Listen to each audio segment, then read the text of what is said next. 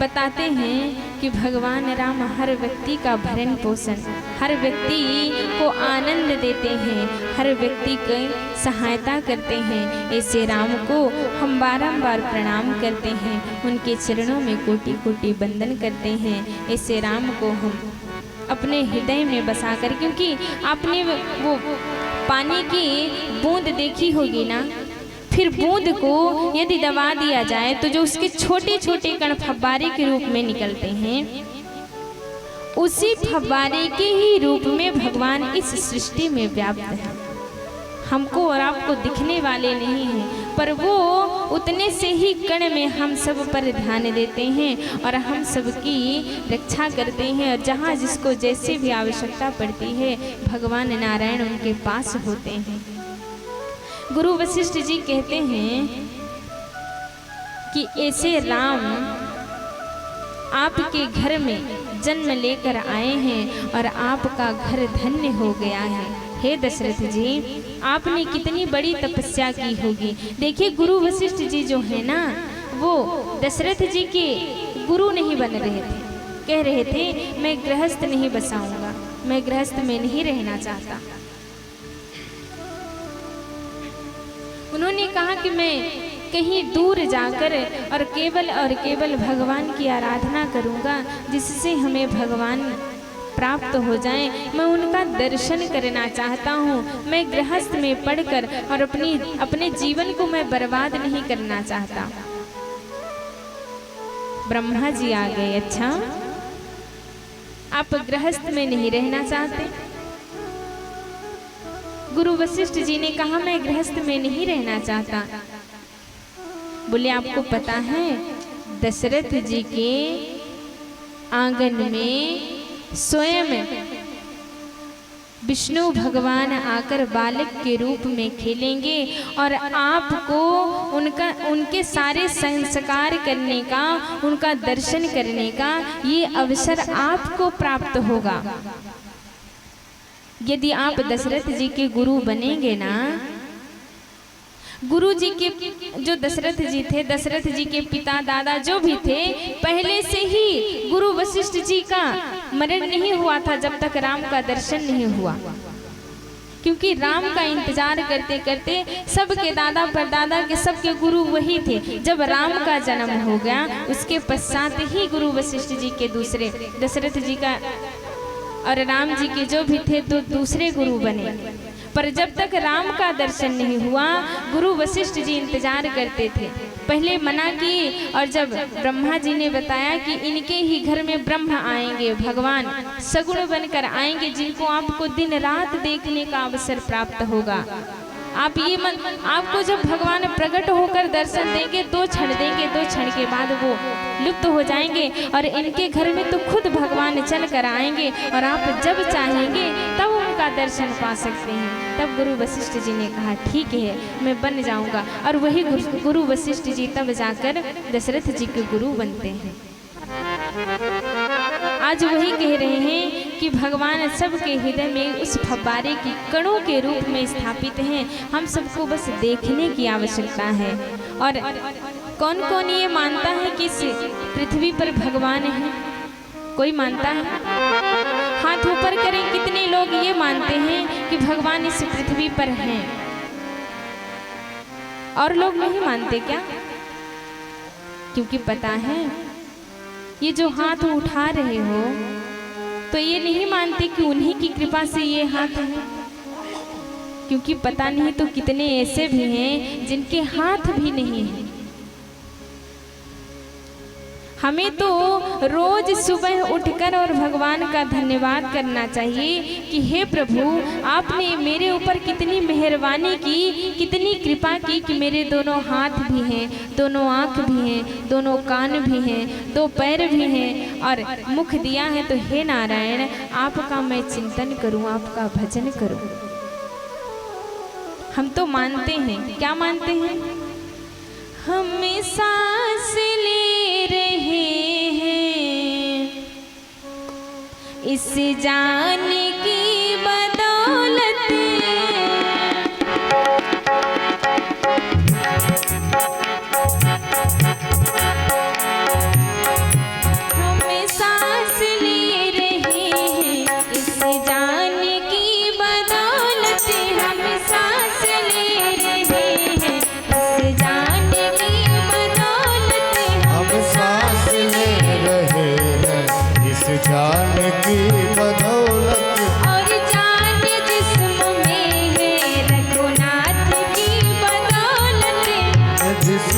जान में रघुनाथ की बदौलत, और जान जिस्म में है रघुनाथ की बदौलत, और जान जिस्म में है रघुनाथ की बदौलत। हम सांस ले रहे हैं श्री राम की बदौलत, हम सांस ले रहे हैं श्री राम के बदौलत।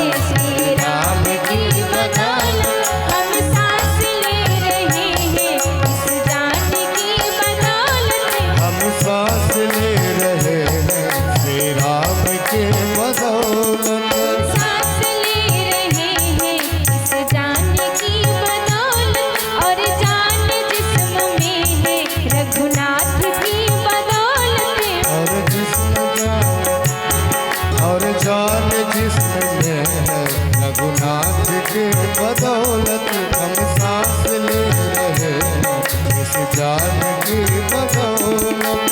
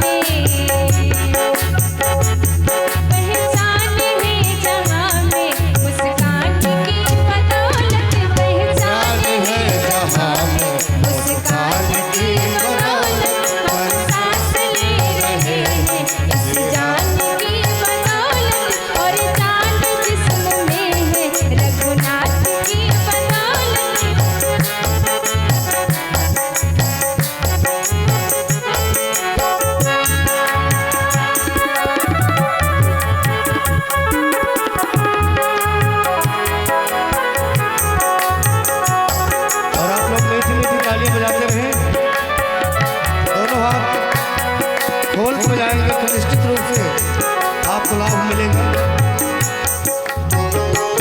ताली से बजवाते हैं बार बार, क्योंकि आजकल हर घर में देखने को मिल रहा है कि पति पत्नी का झगड़ा ज़्यादा चल रहा है, और एक हाथ राम जी का है और एक हाथ सीता जी का है। जब आप आपस में मिलाएंगे तो निश्चित रूप से प्रेम प्रकट होगा, और प्रेम तो प्रकट होए में जाना। तो अगर घर में प्रेम प्रकट करना है तो राम जी के भजनों में ताली आप लोग बजाते रहें। जिसको अच्छा बनाना है, अपना जीवन सफल बनाना है, और जिसको लड़ाई झगड़ा ही करना है तो वो ना बजाए।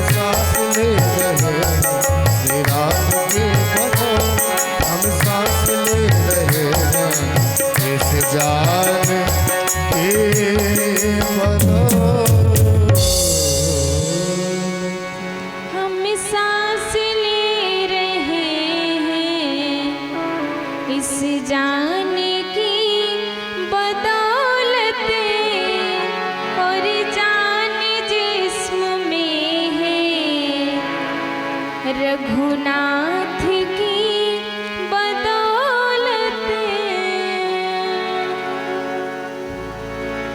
आप सभी मानते हैं ना कि भगवान की कृपा से ही मेरी सांसें चल रही हैं, मेरे हाथ उठ रहे हैं, मेरे पैर चल रहे हैं। तो हर रोज भगवान का धन्यवाद करो कि आपके ही कृपा से मेरे हाथ उठ रहे हैं, मेरे पैर चल रहे हैं। और जिस दिन उनकी कृपा नहीं होगी ना, ऐसे बैठे ही रह जाओगे, कोई ना हाथ उठेगा ना शरीर उठेगा। और कुछ दिनों पश्चात, क्योंकि जब हाथ पैर कार्य नहीं करता ना तो अपने पुत्र भी काम नहीं देते। यही सोचते हैं ये कब निपटेंगे, परेशान करके तो रखे हैं 2 साल से।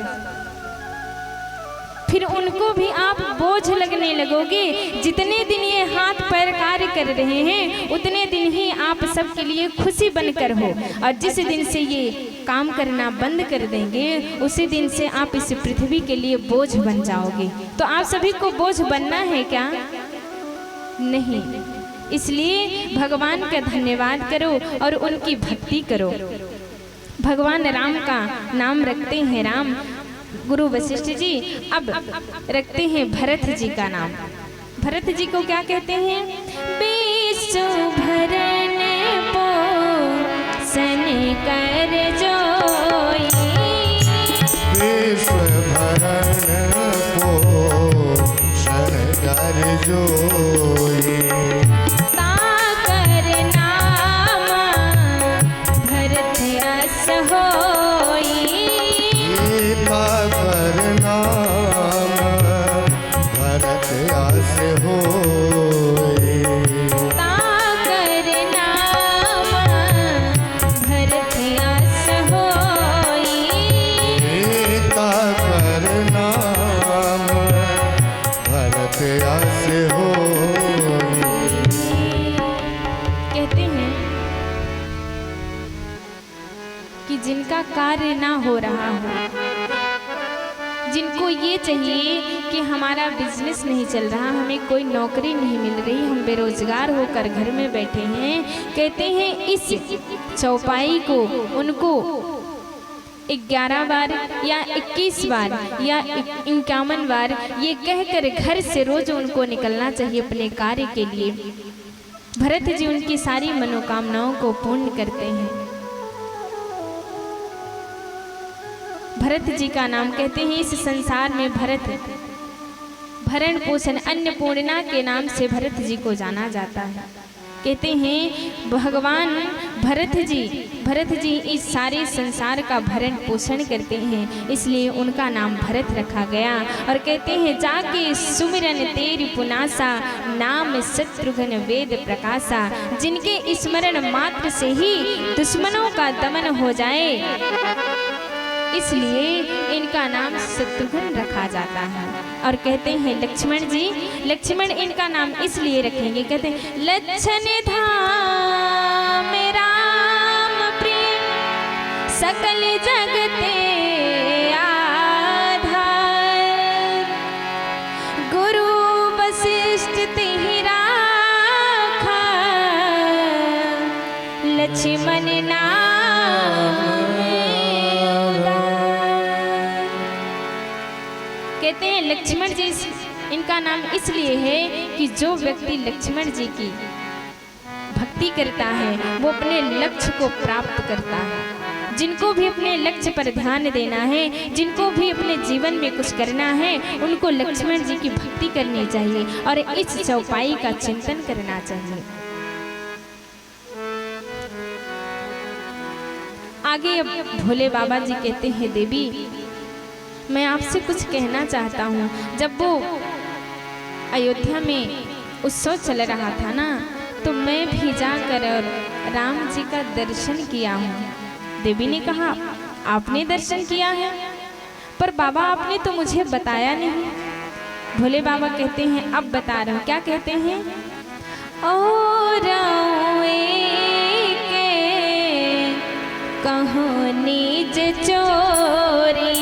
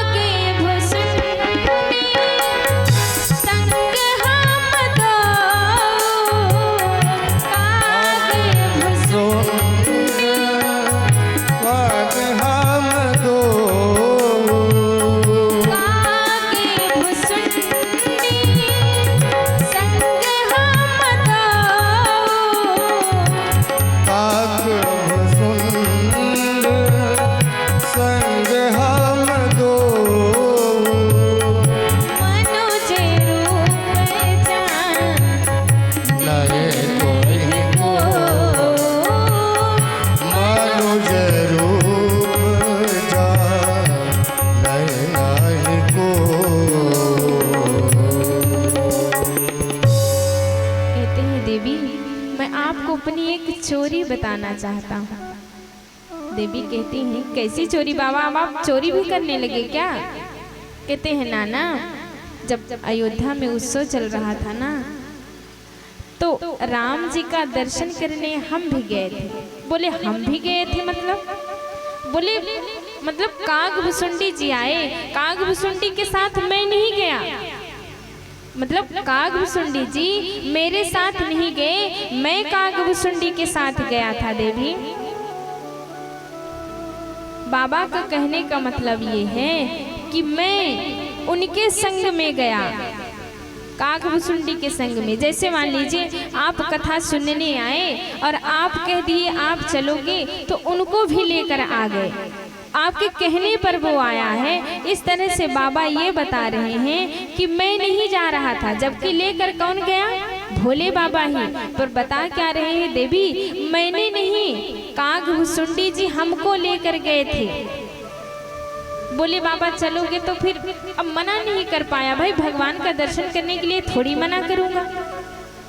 पार्वती कहती हैं बाबा इतना तो मुझे भी पता है कि जिनका चिंतन आप दिन रात करते हैं उनका दर्शन करने के लिए आप मना तो नहीं कर पाएंगे।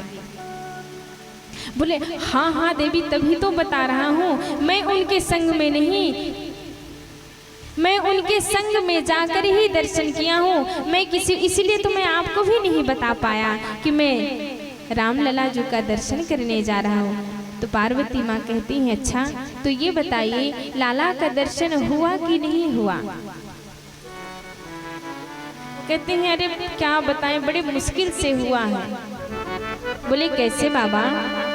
कहते हैं कि बाबा जब गए ना और उत्सव चल रहा है, बाबा कह रहे हैं कि मनुज रूप मतलब मनुष्य का रूप धर कर और मैं अवधपुर में जाकर और कौशल्या माँ से कहता हूँ कि माँ अपने लल्ला का दर्शन कराए दो, माजू अपने लल्ला का दर्शन कराए दो।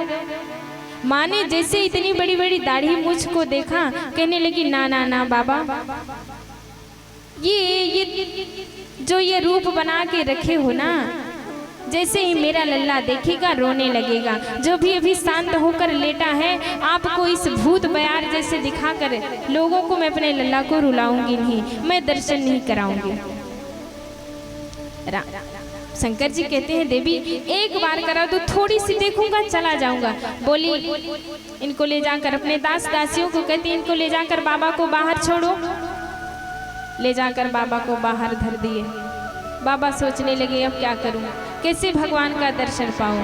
बोले कोई बात नहीं, जब तक दर्शन नहीं मिलेगा तब तक मैं भी यहाँ से जाने वाला नहीं हूँ। और जाकर सरयू मैया के किनारे बढ़िया मड़ैची उड़ैची बनाकर और वहीं बस गए और बढ़िया पोस्टर लगवाकर बड़े बड़े अक्षरों में ये लिखवा दिए कि यहाँ पे हर प्रकार से नारी भभूत झाड़ फूंक किया जाता है, जिसको भी ये समस्या हो आकर यहाँ झाड़ फूंक करवाओ। अब काग भुसुंडी जी ग्राहक को लाते और बाबा सबका हाथ देखते। अब जैसे ही लोगों ने देखा कि पोस्टर पर यहाँ ये लिखा हुआ है कि यहाँ झाड़ फूंक, तो भाई भूत तो सभी को लगते हैं, भूत ज्यादा लगते हैं और सबको अपना भविष्य भी जानना होता है कि अब आगे क्या होने वाला है मेरे भविष्य में। अभी राजा बना हूं तो अब क्या बनूंगा, अभी इतना पैसा है तो आगे कितना पैसा होगा, सबको यही लगता है ना, सोचते रहते हैं सब। अब राम जी अपने माता पिता के चरणों में प्रणाम करते हैं और माँ तो माँ होती है। कौशल्या मैया अपने राम जी से इतना प्रेम करती हैं और जैसे ही विश्वामित्र जी आते हैं राम जी को मांगने के लिए कि अब राम जी को पढ़ने के लिए मैं लेकर जाऊंगा। दशरथ जी कहते हैं, क्या कहते हैं, चारों सूते मोही प्राण की नाई, चारों सूत मोहे प्राण की नाई, चारों सूत मोहे प्राण की नाई, चारों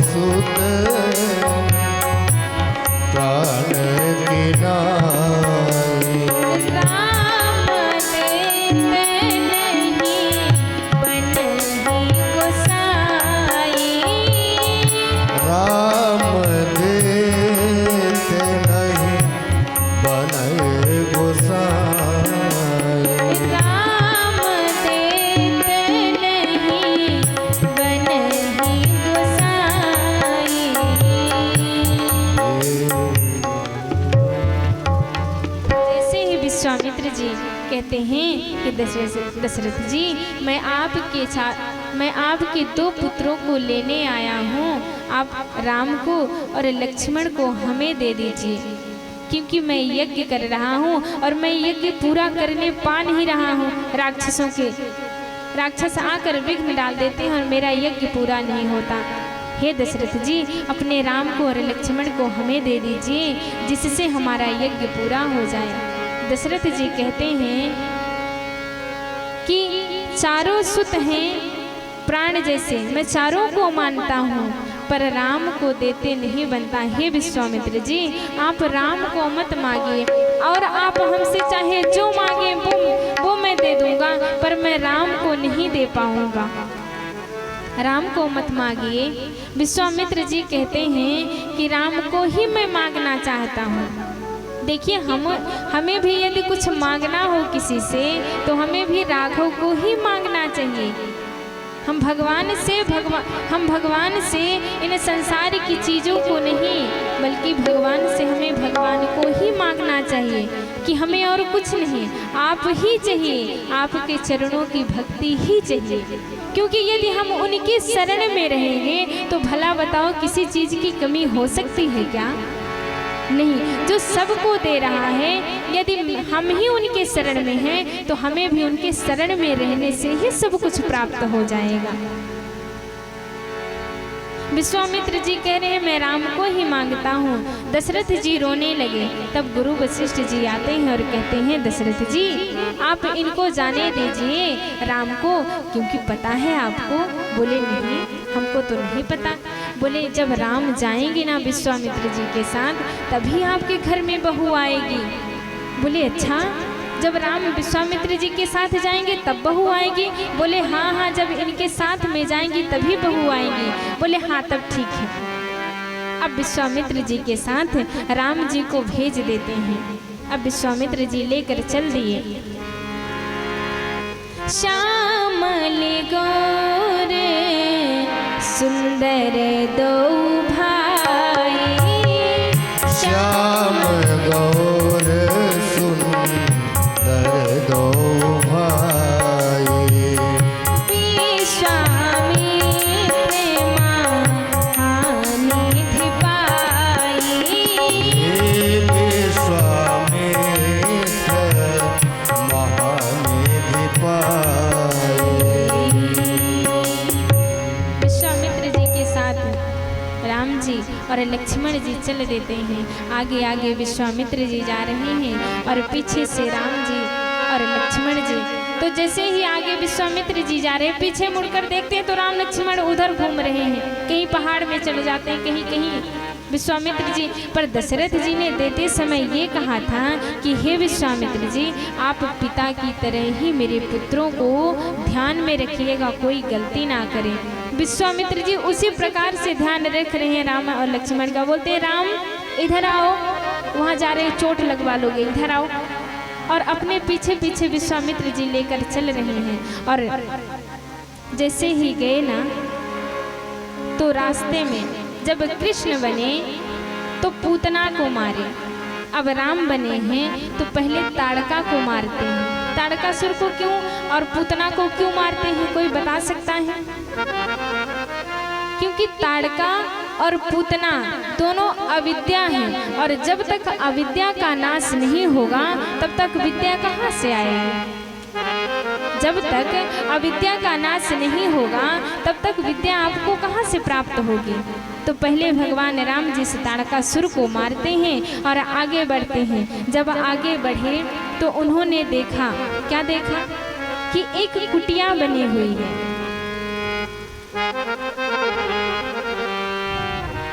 और कुटिया देखकर वहीं पर राम जी रुक जाते हैं और रुक कर पूछते हैं कि हे गुरुवर, ये कुटिया कैसी बनी है? आप हमें ये बताइए कि ये कुटिया यहाँ पर ये ऐसे वीरान क्यों पड़ी है? और इसमें तो ना एक पक्षी है, ना कोई पशु है, ना कोई वृक्ष है, ना कोई मनुष्य है। ऐसा क्यों? क्या कहते हैं? आश्रम एक देख मांग माही,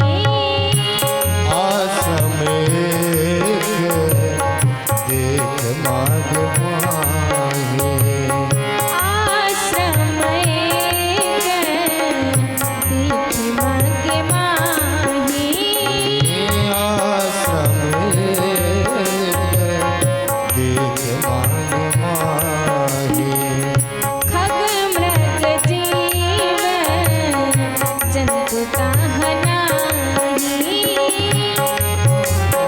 जीव जंत गण नाहे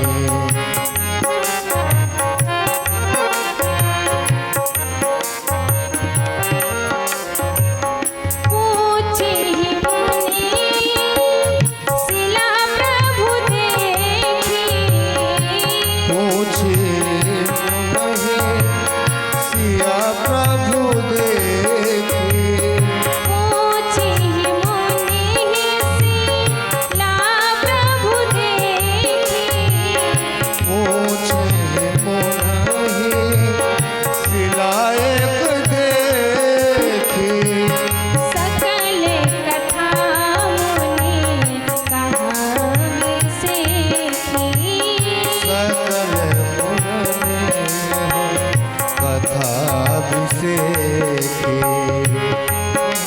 सकल मुनि कथा विसेखी जैसे ही राम जी ने देखा कि ये कुटिया वीरान पड़ी है, ऐसा क्यों है? तो ये विश्वामित्र जी कहते हैं इस कुटिया को ना कोई देखता है और ना इसके पास खड़ा होता है।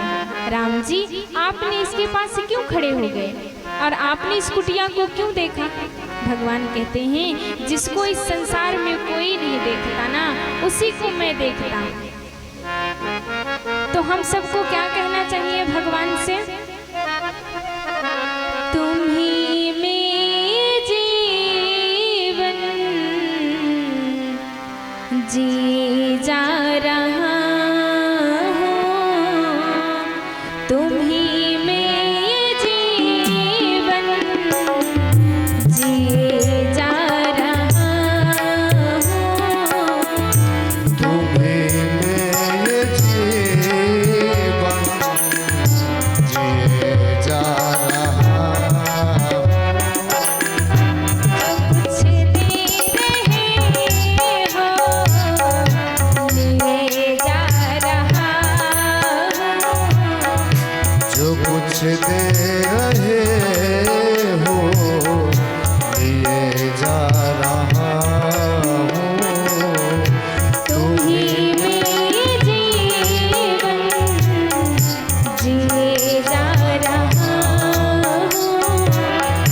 तुम्हें मेरे जीवन जिए जा रहा हूँ जो कुछ दे रहे हो लिए जा रहा हूँ।